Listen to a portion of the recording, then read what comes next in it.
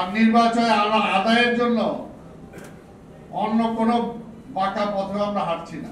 এবং সেই ষড়যন্ত্রের মধ্যে কিভাবে দেশটাকে নিমজ্জিত করা যায় সেটার জন্য যেমনি শেখ হাসিনা চেষ্টা করেছিলেন, শুধু ক্ষমতায় টিকে থাকার জন্য আমরা পরিষ্কার কথা বলতে চাই, বিএনপি এই দেশের জন্য রাজনীতি করে। যখন আওয়ামী লীগ ৭১-এর ২৫শে মার্চে এই জনগণকে মাঠে ফেলে পালিয়ে গেছিল, তখন শহীদ রাষ্ট্রপতি জিয়াউর রহমান সাহসের সাথে স্বাধীনতার ঘোষণা দিয়ে জাতিকে একটি দিক নির্দেশনা দিয়েছিলেন। বিএনপি এই দেশের জন্য রাজনীতি করে, অন্য কোন দেশের প্রেসক্রিপশনে বিএনপি রাজনীতি করে না। ধৈর্য ধরে আছে বলে বিএনপির পক্ষে জনগণ আছে। যেমন এখনো আবার এই সরকারও বলে, একদিকে বলে বিএনপি এই করতেছে, লুট করতেছে, এই করতেছে, ওই করতেছে, আবার বলে এখনই ভোট দিয়ে দিলে তো বিএনপি ক্ষমতায় চলে আসবে, যে নির্বাচন দিলে এই দেশের মানুষ বিএনপির পক্ষেই ভোট দিবে। আমরা অন্য কিছু বলছি না। আর নির্বাচন আদায়ের জন্য অন্য কোনো বাঁকা পথে আমরা হাঁটছি না। আমরা চাই, এই দেশের এখনো সংকট কাটে নাই, এটা সংকটের মধ্যে দিয়ে আমরা যাচ্ছি। আর এই সংকটের মধ্যে অনেকে অনেক রকম ষড়যন্ত্র করছেন, অনেকে অনেক রকম ষড়যন্ত্র করছেন। এবং সেই ষড়যন্ত্রের মধ্যে কিভাবে দেশটাকে নিমজ্জিত করা যায় সেটার জন্য যেমনি শেখ হাসিনা চেষ্টা করেছিলেন, শুধু ক্ষমতায় টিকে থাকার জন্য পৃথিবীর বৃহৎ শক্তির খপ্পরের মধ্যে ঠেলে দিয়েছিলেন, যাতে বাংলাদেশটা ক্ষতিগ্রস্ত হতে পারে। আমার এখনো অনেকে কিন্তু সেই বিশ্ব রাজনীতি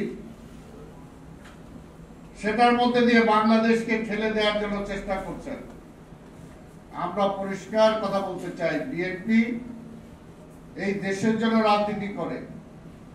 যখন আওয়ামী লীগ ৭১-এর ২৫শে মার্চে এই জনগণকে মাঠে ফেলে পালিয়ে গেছিল, তখন শহীদ রাষ্ট্রপতি জিয়াউর রহমান সাহসের সাথে স্বাধীনতার ঘোষণা দিয়ে জাতিকে একটি দিক নির্দেশনা দিয়েছিলেন।